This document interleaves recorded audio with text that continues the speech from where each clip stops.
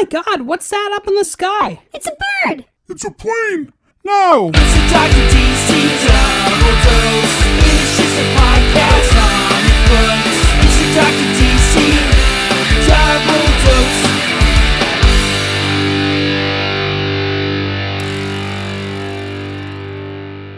Welcome, residents of the Dr. DC's Double Dose. My name is producer Richard, and across from me, of course, is the doctor himself. Hello. Today we're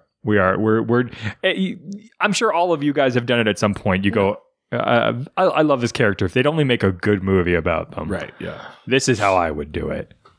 This is the types of stories that I would put in for like blank. Right, yeah. So everybody's got that story in the back of their head, the character they would love to see. We're going to pitch some scripts for, I mean, we know DC's listening. We know they're Patreon subscribers. Oh, yeah. Ravana, I know who you really are. Ravana. Jeff Johnson. How did we not see it before? The writing's on the wall. So we've both taken a little time to try to come up with ideas for scripts of movies we'd like to see. My dog disagrees with this. Strongly. Man, I feel like we both have basically like one idea that we're like, this is fucking gold. And then one idea that we're like, this is pretty good, but we really put our effort into the other one. Yeah. Not to say that the second one's not good, but I feel like we both have like a B game and an A game. Yeah, I would say so. So how do you want to lead with the B game? Or do you want to just do it and we decide which one's the B and the A? Oh, I guess we could do that. I mean, it'll be obvious. Will it? I think. Well, mine will, I think. Okay. Just on the level of detail. Why don't we... Not necessarily on quality of idea, but level of detail it'll definitely be. Let's flip for who's going to go first. Okay. I think that would be the best way to do it. Sure. Flip it and I'll call it. Heads. Heads. You go first. All right. This is my pitch for The Martian Manhunter. Oh. Okay, first question. What's it rated? I think it's... I mean, I think it could be R. Yeah? Okay, Yeah. and... not necessarily because it's specific. hard R. Yeah, because there's so much fucking... No. not specifically because it's like hard rod. hyper violent, but you could play maybe the horror and the sort of suspense kind of elements a bit more. Okay, and is... I don't think it has to be, but it would live fine there. What's the genre? It's like a suspense... Thriller? Like suspense thriller kind of movie. Okay. I'm going to start with some casting. Okay. And then I'll go into sort of the synopsis or sort of the breakdown a little bit. So, for John Jones / John Johns, Jeffrey Wright, who's on Westworld, and he played Felix Leiter in like the Daniel Craig James Bond movies.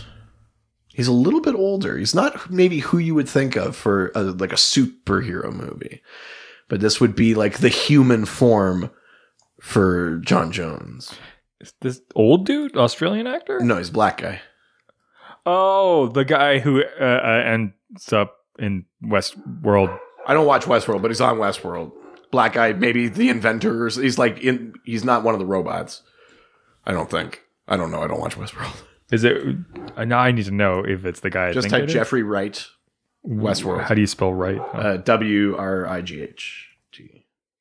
Oh, yeah, it is him. So he is the human form for John Jones, for John Johns. I mean, he's an amazing actor. He's a terrific actor. Physicality, not really Green Lantern. I think with my concept, though, I want to move away from some of those stereotypes. So that's who I would get for him. For Detective Diane Mead, Sarah Paulson. Ooh. For Michael Miller, a.k.a. the Human Flame, Patton Oswalt. That as villain role. Very much not in the shape of... For the Human Flame's mother, Kathy Bates, You'll understand why that character is important when I get into my Okay. script. Okay. Actually, you know what? He is kind of the shape that could be a human flame. You're right. Ma'alafa'ak. Tony Todd. Sounds like an Italian swear word still. Ma'alafa'ak. Yeah. Yeah, Tony Todd, aka Wow. like the Candyman. Whoa. You had a and lot of characters in this. Dr. Saul Erdel, who in Martian Manhunter is the first person he meets. Yeah. John Malkovich. So a very small role, but I wanted like a big actor. Yeah. So Classic character actor, you know. yeah, so let's go through it a little bit. So the opening of this movie, I think, is the sorry, I should say the general setting is it's a period piece. I'm setting it in the 50s in Gotham City. So we are decades before the Waynes, like before the murder, anything like that. It's set in the 50s. It's going to be like a real kind of hard-boiled kind of detective story. Yeah. And I think the night we open is the night that Dr. Saul Erdel, when attempting to communicate with Mars, accidentally transports John Johns to the planet. Ooh. So we see that happen on the night, and he transports there. We don't until very late in the movie actually see the Martian form. I kind of want to play it kind of like a monster movie. Like we rarely see the full Martian form until right near the end. But we know he's different. We see it on Dr. Saul Erdel. We see him as if he's responding to words we can't hear. So like he's being communicated with telepathically, but he's responding out loud. Like he's saying like, "Oh, you're from, I had no idea there was anyone there." Like all this kind of stuff. Yeah. He has his heart attack from the experience and dies. And as he dies, he like knocks over something in the lab and it starts a fire. And so we have this sort of scene where in shadow, you sort of see this alien kind of cradling Dr. Erdel. The fire draws the attention of the authorities, and Detective John Jones comes in and basically sees what's happening and tries to rescue the alien who is unconscious and dies himself like in the street. Wow. From the fire, and then the alien assumes his identity, hides the body, and walks off. Whoa. Skip ahead. Title card. And then skip ahead. And basically, for the rest of this movie, we're following Detective John Jones, really the Martian Manhunter now, and his partner, Detective Diane Mead. And they're detectives in Gotham City. And basically, they're called out to an arson. It just seems like a regular, like the building is burned down. But when they're there, John gets this like flash. He just quickly sees like flames, hears screaming, and he starts kind of he loses equilibrium a bit. They're like, "John, are you okay?" So yeah, I think so. And you sort of discover that this building, they find these sort of this fireproof safe, and it has some journals of Dr. Erdel's. It was his apartment building. He's been dead for a while, but his apartment building is now mysteriously burnt down. There's some sort of connection there. Whoa. John is like, "Oh, what's up?" And they start investigating and these sort of things, and he can't really figure out why. Then more arsons start happening in Gotham City, and the media starts dubbing the guy the Human Flame. Human Flame in the comics is a very like D-list character. Really? Oh, that's so. fun. This is kind of like I'm elevating the character a little bit. They start calling him the Human Flame, and they start investigating, trying to figure out what it was. And they see in the notes of the journal of Dr. Saul Erdel that it's all these scratches about there being life on Mars, civilization, or like a lost civilization on Mars, things like that. And the connection they start drawing between the different arson locations, some with people inside who are killed, is that they're all astronomers or physicists or people that like basically agree in some principle that there is life or was life on Mars. Whoa. They're all sort of, that's the connection between them. And so it's like a serial arson killer thing. And the connection is people that believe in life on Mars. And at each arson site, you get these moments where John is sort of incapacitated by it's not that they're still on fire, but the trauma of what had happened to him. What having been, there were flames there, and then you see these flashes of fire and screams and all this sort of stuff and they're starting to piece it together. John knows it's about him, but can't figure it out. They can't catch up with the human flame, but Diane is getting there. She's maybe, let's say, the better detective. She's starting to piece it together until one night her house is attacked by the human flame. John goes to, and in the course of these different arsons that they're investigating, we see little glimpses of what John can do. Yeah. We see like there's a suspect that's not the human flame, but someone else. There's a suspect, and we see him like change his face, change his look, and then go talk to them as someone else. Or we see, there's too much rubble, they can't get through, and we see him kind of change his shape a bit and slide through. We see little hints of Martian Manhunter power, but for the most part, it's pretty subdued. So he goes to save Diane. He's sort of reached the same conclusion, drives to her house, that sort of thing. The human flame is there, starts torching the place. He goes in anyway, and he's, stumbling. He's not doing well. He's trying to get her out until the flame, gets him, actually torches him a bit. And then he completely loses his form, goes, very kind of body horror, and, starts screaming. And he's like, "Rah!" It's all tentacles and kind of that sort of shit, right? And Diane sees him, and the human flame sees him and goes holy fuck. And I'm sort of jumping around a bit, but the interstitial stuff where you maybe would follow the human flame a bit, he's following the direction of his mother, who's very overbearing. He is he's literally a nobody. And she's like, no, you're going to do this. This is you get she's sort of Lady Macbething him kind of thing. Yeah. So after this, Diane knows who John is. She manages to, in a role reversal, she saves him from the fire and gets him outside. Human flame is freaked out, runs off. But you learn that he's a conspiracy theorist about life on Mars, but in the way that he thinks it's an invasion, they need to eradicate them. And that's what his mother is feeding him and all this kind of stuff. When John wakes up, they have this sort of confrontation. We get a bit of the actual history of, he tells, how he assumed John Jones's identity. He talks about how he was on Mars, and then this plague of fire broke out caused by his brother, Ma'alfa. I get a bit of the backstory. And then he was just teleported before it could get to him, and he ended up on Earth. And he realized his civilization had been long dead. He'd been moved through space and time. So that's where we sort of get some of the explanation stuff. But they still have to catch this human flame. They got to do it. But the human flame kind of goes more public, kind of draws them out. And they go to confront him, but John is sort of losing his focus. You realize that he's been shutting off his telepathy. That's why he hasn't just solved this case. Because the fire plague was spread telepathically, so he's been shutting that off. He hasn't been telepathic the whole time he's been on Earth because he's afraid of this curse. But ever since the fire and he lost his form, he can't shut it out, and there's too much noise. Humans think too noisily, not like Martians. He's having a hard time adjusting. So Diane and he go in, but she's kind of the lead because she's still got her composure and stuff like that. And they go up against the human flame, and then human flame's mom kills him and reveals herself to really be Ma'alfa.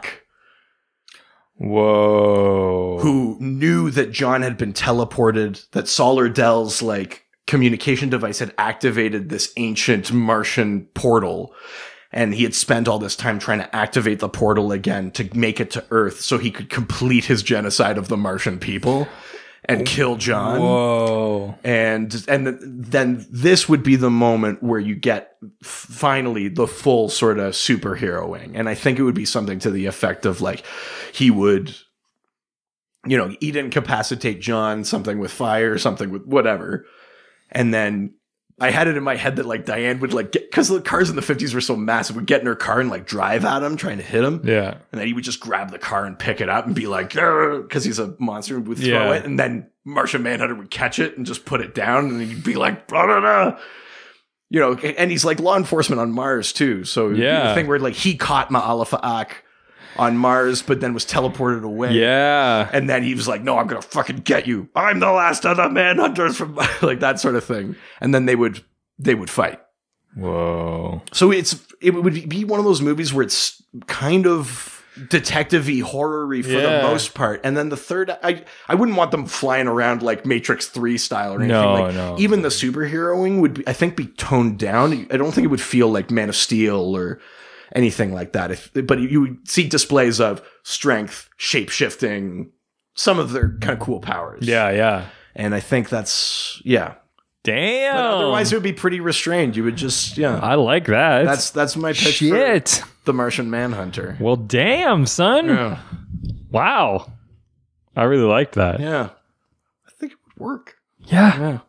Fuck. But yeah, so like I put Kathy Bates in as the controlling mother because it made me think of fucking Misery. Like, Yeah. Patton Oswalt as like basically like a loser who's sort of forced into this life of crime, but is Ma'alef Haq has long since killed that mom. Yeah. And taken her place. That's the big like reveals that he's the one behind it. And he's just, and I think I was trying to think of like, what's the opposite of a Man of Steel thing where it's not about the world. Ma'alef Haq doesn't give a shit. He's not going to destroy the earth. He just wants to kill John. Yeah. So I think that was kind of where I went with that one. Fuck. Yeah. That's rad, dude. I'm into that. Yeah. I was proud of that one. Fuck, you should be. That was my A-game one. Was it? Okay. Yeah. All right. My first one. Okay. My character, Harley Quinn. Oh, okay. Yeah. All right. Mine is also a thriller. Okay. Psychological thriller. Rating? An R. Hard a R? hard R. Yeah, okay. First of all, casting for Harley. Yeah, let's hear it. I want to hear it. Yeah. Rooney Mara. I like that. Girl with the Dragon Tattoo. Yeah. Okay. I like that. Yep. Setting a tone already. The Joker. Okay. Iwan Rheon. Iwan Rheon. Who's that? From the bastard from Game of Thrones. Ramsay Bolton? Yeah. Oh, fuck. That's a good Joker. Right. Yeah. Oh, Jesus. Oh. I'm already creeped out. Yeah. And there'll be other people, but the three main casting, the third one, Hugo Strange. Oh, okay. This is going to blow your mind. Okay. Stanley Tucci. Oh, yeah. Oh, yes. Definitely. Right? Absolutely. Right? Yes. Yeah. Very. Is this when you texted me and you were like, I'm losing my mind at my own casting? Yeah. Yeah. Very nice. Okay. So we begin. It opens up cold open with a Harley going through security checks on her first day at work at Arkham Asylum. Right. She's going through all the first day procedures and ends with a meeting with Doctor Strange, right. Where he basically says like we're taking you on because we need help, but we don't really want you here. Right. We know who your father is. We don't need any criminals unless we have enough problems as it is. And she's obviously been working her whole life to like try to subvert this past that she's had, this father who's a criminal, and but they automatically start like she gets stuck taking care of all of the drooling patients, and you just kind of see lots of frames of her trying to work, and every day she's passing by this by the door of the most dangerous criminal in the building, and basically everyone's saying like, we have a doctor for that, don't worry. And she wants to be able to prove herself as somebody who can actually like manage patients and can handle the really tough ones, and that's why she took this, was to prove herself. That's why she went to this to Arkham Asylum. And every day she's passing it, and one day she goes by and she sees eyes in there, and then they dart away. And she gets more and more intrigued by this. One day she drops her some of her paperwork in front of that door, and one of the doctors passed by and is just like, you're worthless, like why are you even here, like you can't even hold your shit together. And this just keeps happening slowly, sort of mentally incapacitating her. And then one night the power goes out in the whole building. Maybe for like 15 minutes. It comes back on. The only thing that's happened is that the doctor that takes care of the most dangerous inmate has been killed. Right. And that's it. Right. So there's an opportunity for a new person to come in. They're really jarred about who's gonna be the one to take care of him, and she puts herself forward and says like, and this is where Doctor Strange thinks like Hugo Strange is like, right. Oh, this is the way I'll get rid of her. Fine. You want the hardest patient we have here? Right. I'll give you this most difficult patient. You can handle him. Right. So this is when sort of the relationship with the Joker starts. Okay. She starts basically meeting him, and the rest of the movie is mostly just like sort of them having these small sort of interviews, right? And him slowly picking away at all of her sort of weaknesses. Silence and of the Lambs. Yeah, very much so. Exactly. Yeah. And while still like intriguing her, like sort of negging her, but also like complimenting her in other ways, but then like and just like sort of playing with her emotional manipulation. Yeah, to the point of basically driving her insane. Right. And then basically at the end we get a scene where there's a breakout in the hospital, and someone goes in to go check on the most dangerous patient, and they look and he's in there with like clown makeup on. And so then they go away and they realize that they go back and suddenly they realize that it was actually her tied up in the clown makeup. Right. And so they let her out, and then she walks out with the clown makeup on, and she had let him out. Right. And you see the scene basically of her letting him out and like breaking out together. Nice. And she keeps the clown makeup on. Nice. I like that. Again, I feel like both of us have sort of eschewed traditional like action set piece sort of storytelling here. No, yeah, I don't. I like the more psychological thriller kind of like. I think that's what makes that character really interesting. Yeah, is sort of the mental manipulation and being able to take this like sort of like vulnerable person and like break them down and yeah, interesting. So Hugo Strange is really just there as sort of like a bit of more of a tie to Gotham, right? Yeah. Like he it's not like he. No, I think throughout has like a role in her descent or something. No, right? I think if anything, he's or that he knows it's happening, but he lets it happen because he wants to study it or some shit like that. Yeah. And he's the one who kind of puts her in this scenario and is like, right. Yeah. Interesting. You get little hints of some of the other villains throughout this, and sure, but we don't see. Do we see Batman at all? No, I like it being sort of in a vacuum, and I think that like that he's in there, but you don't really know why, and right.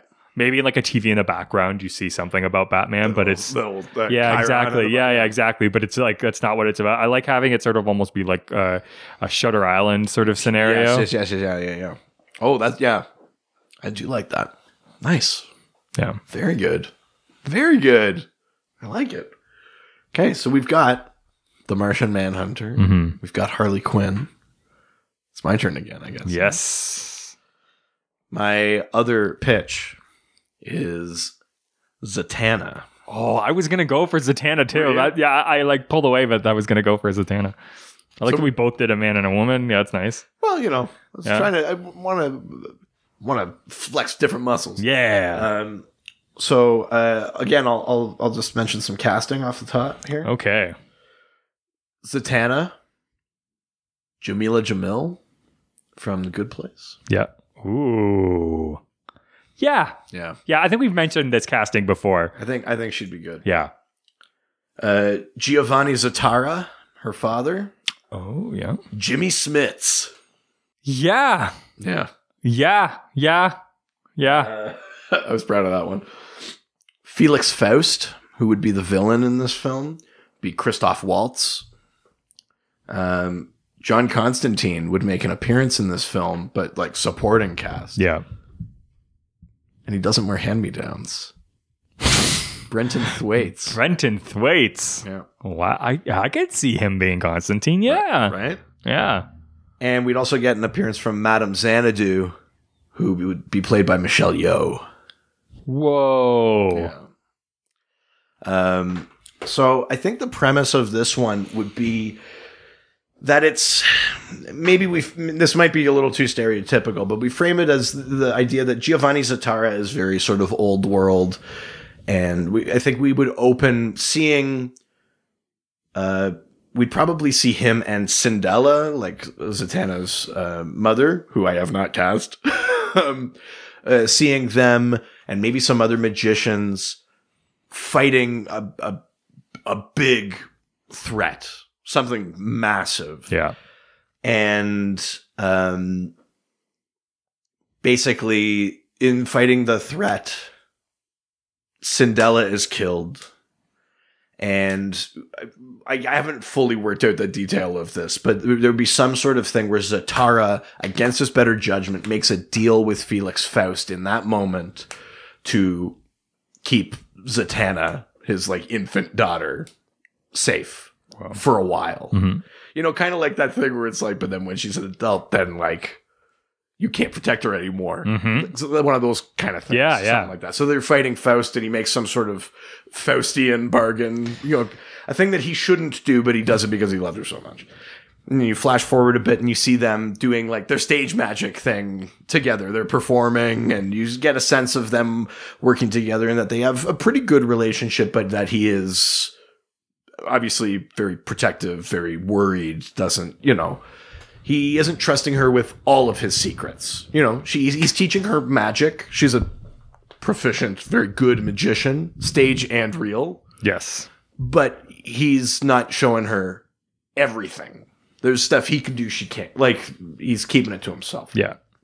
And we're seeing that. And I think the idea is that Faust finally comes around. He knows that like we're getting close to the right time or something like that. And I think his ultimate thing is that he's looking for the full secret to immortality. He's kept himself alive for a very long time by other artificial magical means, but he's looking to make it permanent. And whatever his sort of quest in this movie is, whatever that MacGuffin is that he's after that. And that partway through the movie, we would get to the, well, in this sort of setup bit, the Act 1, early Act 2 sort of stuff, we would see a bit of Constantine. Maybe that Constantine starts showing Zatanna some of the magic that Zatara won't. Yeah. Zatara doesn't approve of him, knows what kind of person he is, also doesn't like that he's, you know, Zatanna is forcing him to teach her, right? Yeah. Like, no, I want to get better. Teach me. And she's getting better than Constantine, but he's the one that's sort of introducing her to this other kind of magic. Zatara is like, no, I'm not having it. You can't be trusted with it. It's too dangerous, blah, blah, blah, blah. Yeah, yeah. We finally get to the sort of the first big confrontation with Faust. And as they're fighting, basically Zatanna tries to take on Faust herself using the magic Constantine had taught her. She kind of gets in over her head, and Zatara is forced to get in there and, you know, take the magic bullet, as it were, and he is killed. Yeah. And Faust goes away for a bit, and then, like, that death is on her and kind of on Constantine, you know, on that.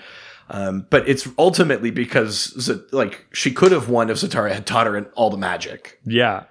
So it's because he didn't trust her that he ends up dead, yeah. right? Mm-hmm, mm-hmm. She maybe feels like it's kind of her fault, but it's not. It's his fault. And then for she ends up running into Madame Xanadu, who kind of like, you know, with the tarot cards and reading the future says like, no, like it's in there. You got to trust yourself. He gave you all the tools you need. He just didn't show you how to put them together. And she sort of trains with Xanadu a bit, gets, you know, sort of finishes her magic, sort of skirmishes with Faust. And then in the big ultimate sort of fight, you know, Constantine maybe shows up and he's like knocked out of the way easy, or, you know, Faust takes his life force or some, you know, some shit like that. And it's Zatanna with all of the knowledge and the teachings and all of her own stuff that she learned from Xanadu and stuff like that. She beats Faust basically. But it's mostly, I like the idea that it's like she was basically from the get-go could have beaten the whole thing. Yeah. But it's just the men in her life that are holding her back, essentially, is what I want the movie to be. And not that you want them to die to get them out of the way, but it's that thing where they think they're doing the right thing and they're not.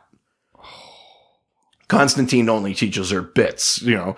Zatara only teaches her bits or doesn't let her practice enough or whatever, right? It's only Xanadu, after all of the tragedy has happened, Xanadu is the one that's like, it's already in there. You know how to do it. Just go for it, kind of thing. So I think I basically want the message to be like, get out of the fucking way. Because Zatanna's the shit. That's fucking rad. I obviously don't have as much detail in the story there as I did for the Manhunter one, but like, well, yeah, you thought that one out. There's something about that idea that I like. I don't want it to be great. The men taught her, and now she can do it. I want it to be that she could have done it the whole time if they would have just stepped the fuck out of the way. Mm-hmm. I kind of love that. Yeah, that's really rad. That's really cool. Yeah. All right. What's your last one? My last one. Dr. Fate. Fucking right. Let's have it. This is an adventure movie. Like Indiana Jones? Yeah. Yes. Yes. I love it. There's only 2 castings you really need to worry about. Sure. Number 1, Jared Stevens. Oh, Fate. Hold on. Oh. Hold on. This is a reimagining. He better die in the first 5 minutes. No, this is a reimagining. It's like Guardians of the Galaxy. It's the characters' names and stuff you know, but this is like a sort of a reimagining. Hold on. Because you're going to like who he's played by. Fine. Oscar Isaac. I do like that. The next piece of casting you really need to worry about. Kent Nelson. Played by Harrison Ford. Oh, I like that too. Fine, I'm listening. So we open up with it's a voiceover, a man talking about his past, and you see an older guy writing a letter. And he's just sort of talking about sort of everything that he's gone through, and that it's finally time to like put away these things and try to like finish his life in peace. Right. And as you see, it zooms into sort of who it's addressed to at the very end, as the envelope closes, and it just says Ted.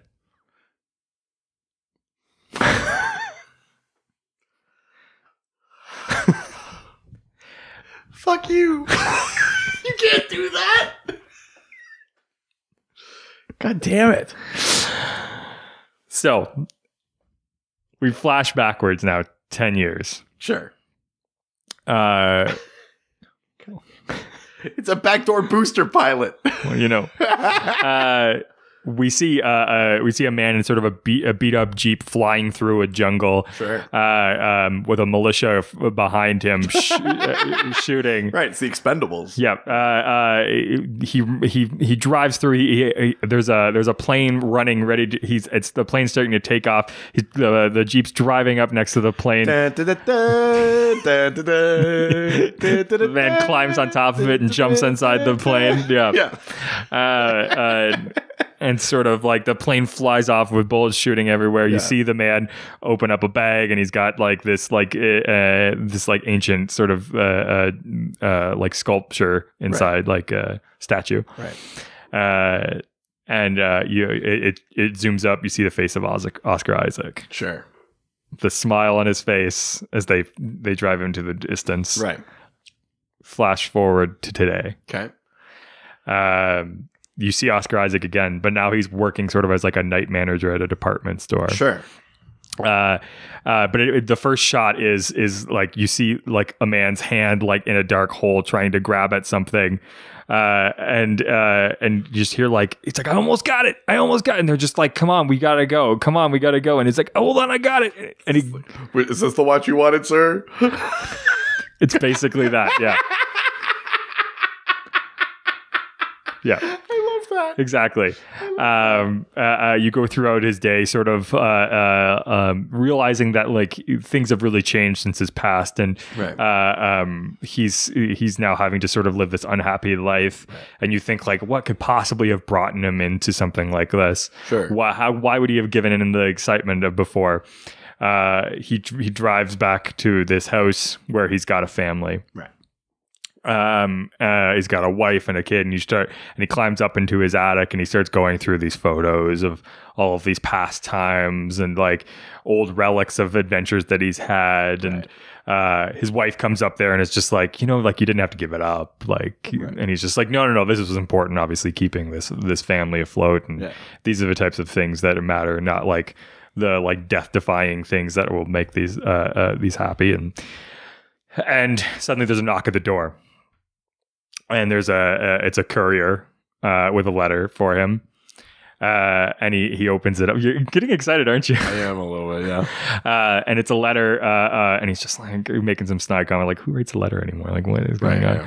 And it's from Kent Nelson, Sure. saying like, "I know that you're a wizard, Jared." Yeah.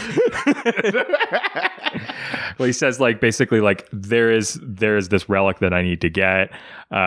He's like I need somebody who has experience going to get things like this. We have to go to Egypt and pick up this. And you're the only person who can do it. And I know that you stopped doing it. And he's just like, I can't. He's like, I'm not even going to address this anymore. Yeah. And so he puts it away. Doesn't worry about it. Suddenly the next morning, there's a knock at the door, and it's obviously another letter. No. The letters start coming down the chimney. No, it's Kent Nelson. Okay. And he's just like, I knew you weren't going to want to do it through a letter. He's like, we need to go though. And his wife's just like, look, what's one last adventure, right? Supportive wife. Right? Well, yeah, exactly. Yeah. And he's just like, all right, well, he's like, I'm going to need some time. And he's like, your stuff's already packed. And he's got a helicopter that's on the front, and he's ready to go. Yeah. So they end up they fly off, and then it's suddenly like they're in Egypt now, and the whole time the guy's not really telling them much about what they're going after. He's like I just need somebody who's a little bit more younger and more experienced, right? Who can really like handle things like this. Obviously, throughout the whole thing, there's a bunch of like winks to Indiana Jones stuff throughout the movie and like nods to that, but like fate. Why did it have to be fate? Yeah.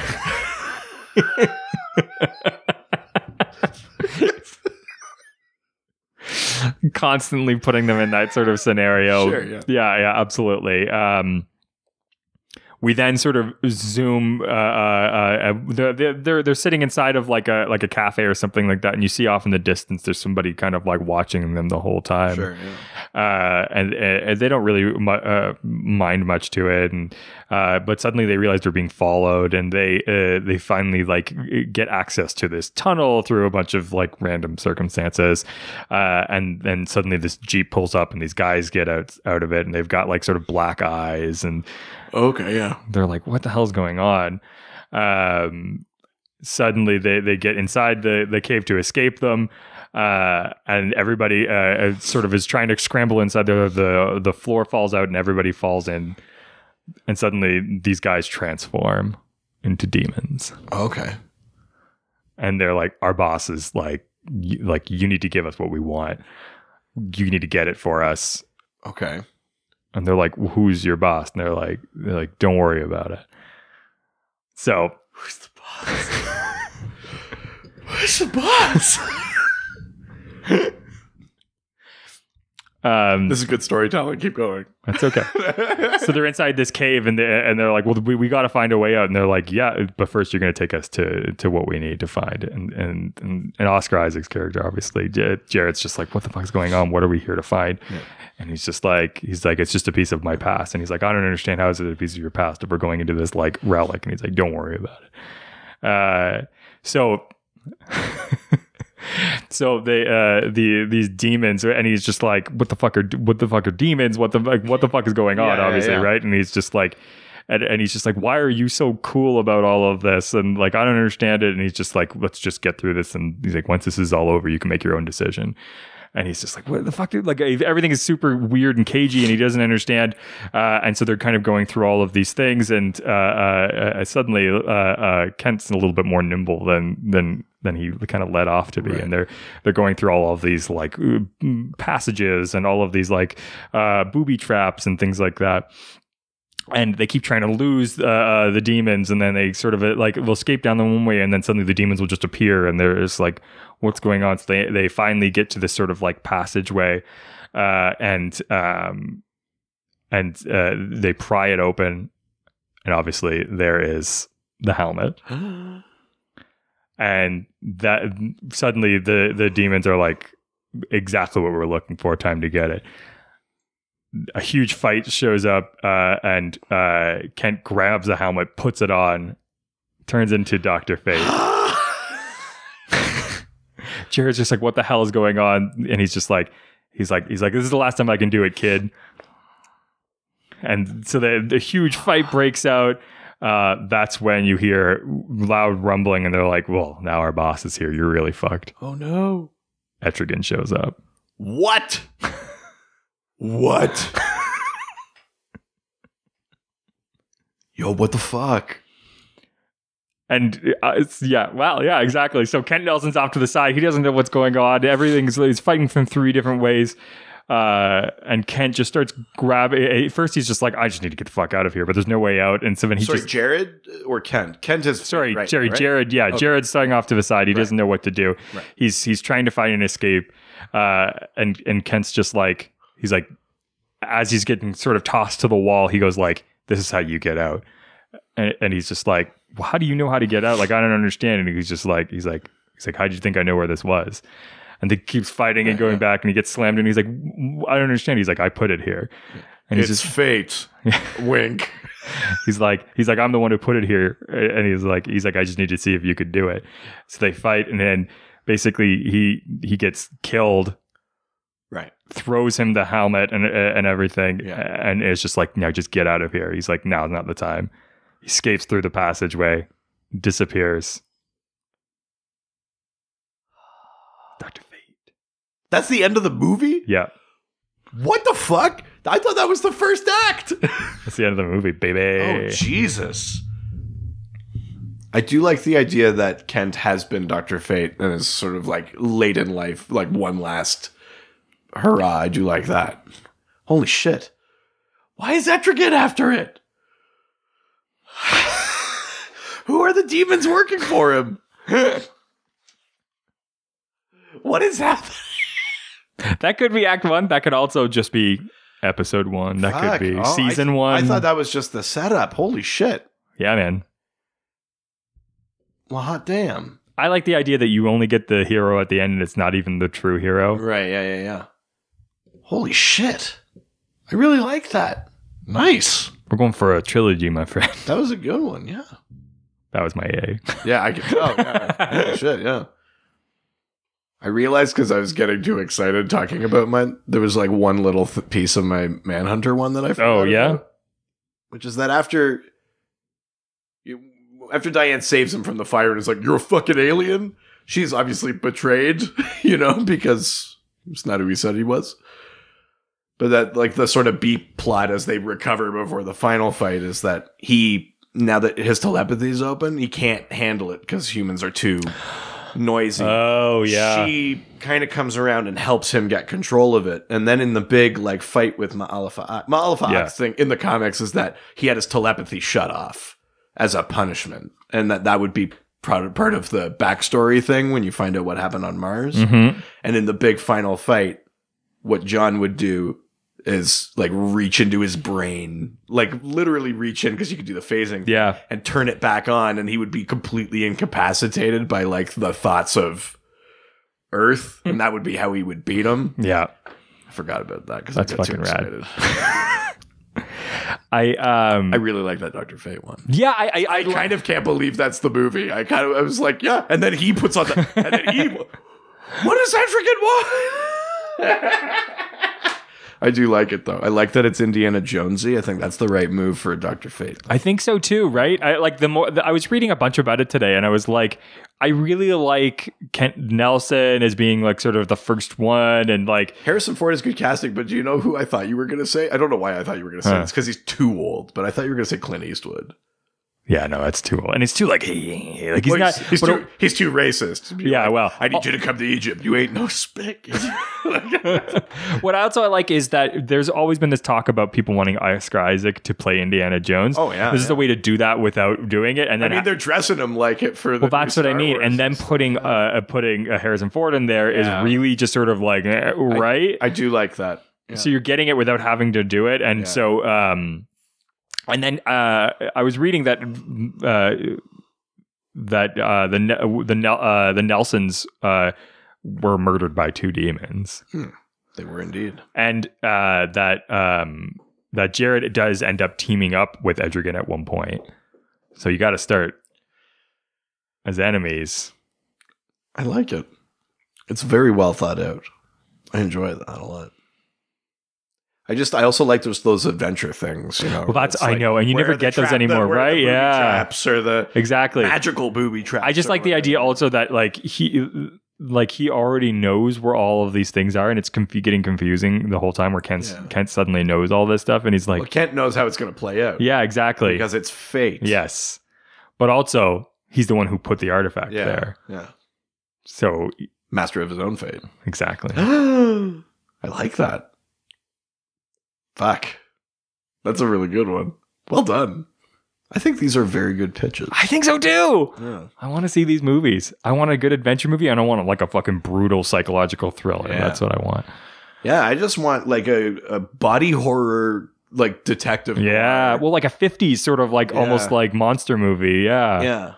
that's so fucking. And I think it'd be one of those things where like the big fight at the end would be like at night, like out of town. That's- So yeah. It'd be like no one would know. He wouldn't be like, oh, it's the Martian Manhunter. Well, I feel like it it's would just like- be like he would resolve himself to maybe be a bit more heroic, but he's just sort of unknown. He blends in. I like the idea that you do it in like Roswell sort of type area too, right? yeah. Where you really play into that sort of like 50s thing, but everything's modern, but it has that sort of flair to the whole thing. Yeah. And everybody's driving sort of vehicles that are like almost classic cars, right? But like everything could be old, like Riverdale. It's like kind of like where it's like I think I would literally set it in the 50s. it could be, yeah. And then it would just be and you- because that way also I want it to be like where you can't just like be a good detective by using the internet. Yeah. Like I want them to be fucking detectives. Yeah, You know? I like the idea And too. if he's not using his telepathy, then it's literally like what papers did we find? Yeah. What finger like I think that's kind of where I was going with that. It's like I want to lean as much into the actual Yeah. detective work as possible. And you can't like you don't ever really show like the monster stuff. Like you could even like just you see it like in shadows and like everything is very much suggested. And you wouldn't see him in his true like full Yeah. Martian form until like the end, Yeah. basically. Fuck yeah. Fucking fate one, man. Here's a question. Yeah. This is not that important to these pitches, but I'm curious. Yeah. Do either of yours take place in the DCEU, or are these totally separate? I wouldn't say the DCEU. I do like the idea though, like because you connect it to like Ted Cord at the beginning, because like obviously And it's a DCU. Well, yeah, like, there's 'cause, more going on. like Kent Nelson obviously had a relationship with, Garrett. yeah, exactly, and they were both archaeologists, and like so you have that. You bastard. So it opens it up so that you could like connect the Blue Beetle and Booster Gold at one point. Like you could really go there if you wanted to. It opens up this world. But I like that you open with one of the most interesting pieces, where it's just like, wait, Ted Cord with this Blue Beetle, he has a relationship. What? Yeah. Yeah, I like it. That's really good. Fuck. I think my Martian Manhunter one would be DCEU. Yeah. But it's like so far before. It's like it doesn't it's like the Wonder Woman principle. Yeah, right? So I think that would be. You could even like have a hint of Wonder Woman in there if you wanted Frankly, to. the Zatanna one could be, but that one I wasn't thinking of it that way. But I was thinking of the Martian Manhunter one that way. Yeah, no, I was specifically thinking of both of mine detached. Yeah. I just think they're more interesting that way. I like it. I know we're sort of pitching these basically as movies. After saying them all out loud, are there any that you think you'd prefer to switch to TV? I think I would prefer the Dr. Fate one be a TV show. Right. I think that would be more interesting, because then, I mean, that's like that could be either episode 1 or it could be Lots end of season adventures, 1, right? Adventures to get to Egypt, adventures to get to the thing, or yeah. slow reveals of like who these people are following them. Exactly, right? And like not understand. And yeah, it's just like, it's a little bit sci-fi. It's a little bit sort of like mysterious and monster movie-ish, but like it's so like hard to grasp at that you're like, like this is really fun and an adventure, but there's whole other like sort of side to it that you haven't even touched yet until the very end, where it's just suddenly like, what the fuck? Like all the budget goes towards the end. Yeah. Dun, dun, dun, dun, dun, dun. You're a wizard, Jared. As soon as you said letter, I was just picturing Uncle Dursley like, boarding up the mail slot. Like I like that you knew exactly what I was talking about. It's like the shot with like him reaching for grabbing something. I just like that trick because it would be like ominous music, and then you'd be like, "We've got to go." And it's like, and then he'd be like, "Is this your watch, sir?" And then you would just hear like the department store music, like, "Doo doo doo." Yes, exactly. Doo, doo, doo, doo, doo, doo. And he's just like, "Fuck." I do like that a lot. I also like taking like heroes like Oscar Isaac and putting them in positions like that. Yes, like, absolutely. I want to know if any of you guys have pitches for maybe characters that you really love that are like never going to get a movie. Yeah, exactly. Or something like that. Give us the Cole's note. Yeah. Yeah, just break it down. Or do you just, even if you don't have a pitch, like, do you have cool castings, things that you would love to see, stuff like that? Send it our way, man. Well, here's a question. I mean, you didn't say it, but like, did you think of anyone for Etrigan? So even just a voice, because I assume Etrigan is largely a CG thing. Well, yeah, exactly. Do you see Jason Blood and then he becomes Etrigan? I think that's the idea. Yeah, right. But I was kind of thinking of what's his name? Fucking Jason Isaacs? No. Not Lorca? No. Though, I mean, that's pretty cool. No, I mean, I know that Avengers already used him. Well, I mean, that's fine. But I like the idea of it being James Spader. Oh, he's Jason Blood. Oh, he'd be a good Jason Blood. Right? Yeah. Oh, goddamn. Oh, goddamn, Daniel. I like that. Oh, Kent Nelson, I'm glad you're here. I'm Kent Nelson. I love that idea so much of him playing like an old Dr. Fate. But do you see? Do you think Harrison Ford can play the charming? To me, Kent Nelson is like the old guy that like talks to you at the bus stop, and he's a fucking charmer, and he's wearing a nice jacket. Yeah, I think he can do that. Yeah, Harrison Ford just seems so angry nowadays. I'm just like, he just seems like he hates everything he's doing. But I think that like he plays it like a young Oscar Isaac. That's what it is, right? Like I feel like he plays sort of I think it's going to be a little bit more grizzled than than traditional Kent Nelson. But I think he can play that sort of like coy, like I was Dr. Fate, kid. Yeah, exactly. Where it's like he's got a good story, but like so that's kind of what keeps pulling you in. Sure. Well, fuck. Send us your pitches or your castings. Oh, also his wife, Oscar Isaac's wife, is Amy Adams. Okay, Amy Adams as Oscar Isaac's wife. Yeah. Who's not secretly some other character? Just I don't know. Oh, okay. You have to wait to find out. That's part 2. Season 2. Season 2. Who's the wife? Yeah. You're playing it maybe too slow. I don't. With an adventure, though, I mean, with like high flying, like vine, like you get partway through season 2, and you'd be like, maybe we should check in on her. Yeah, we left her the first episode. Exactly. Yeah. Interesting. Send us your stuff. Tell us your pitches. Tell us your fan castings. Tell us who you think you would like want to see like a cool.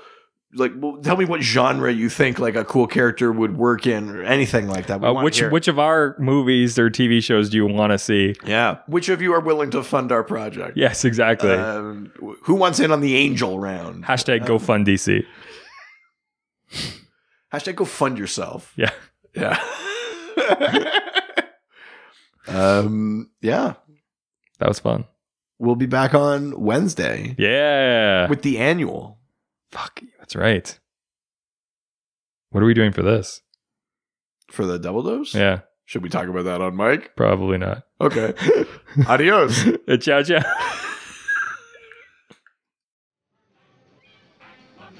All the superheroes, they always fight for what is right. Live with danger and adventure, they are men of might. This was a Brain Freeze podcast.